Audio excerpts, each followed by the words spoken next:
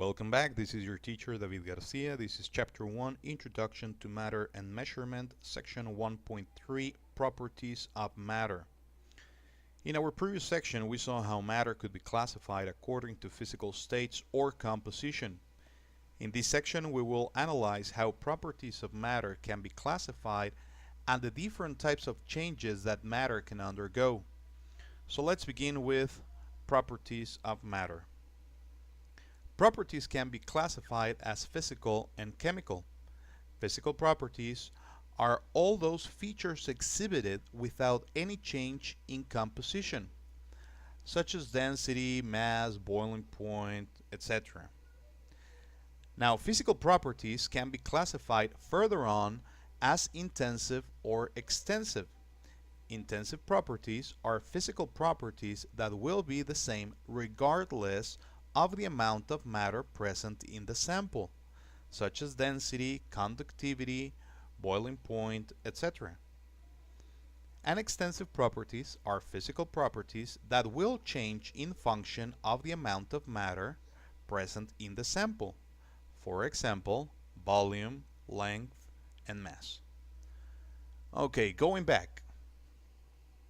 A chemical property is a characteristic which confers a sample of matter the ability to undergo a change that alters its composition.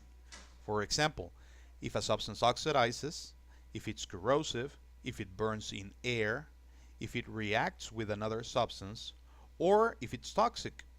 All of these are examples of chemical properties.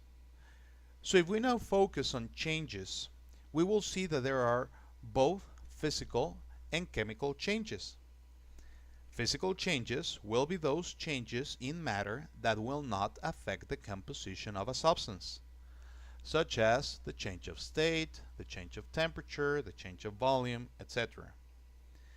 And chemical changes will be those in which one or more kinds of matter will stop existing as such, and new kinds of matter will start existing.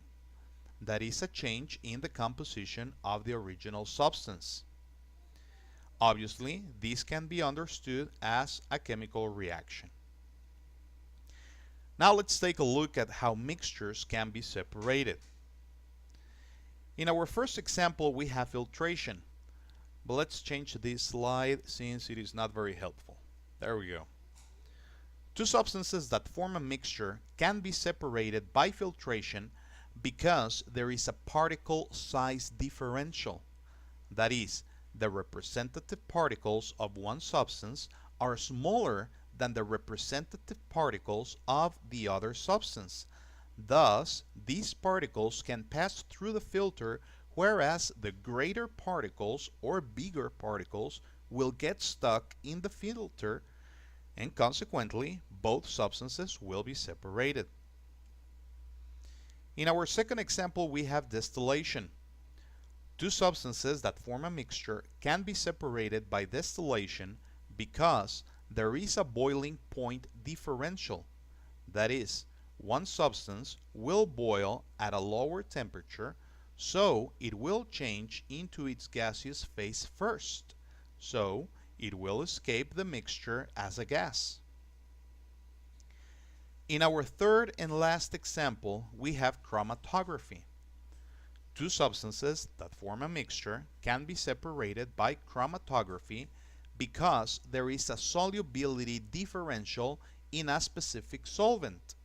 That is, the substance which is more soluble in the given solvent will travel further upon the chromatography paper.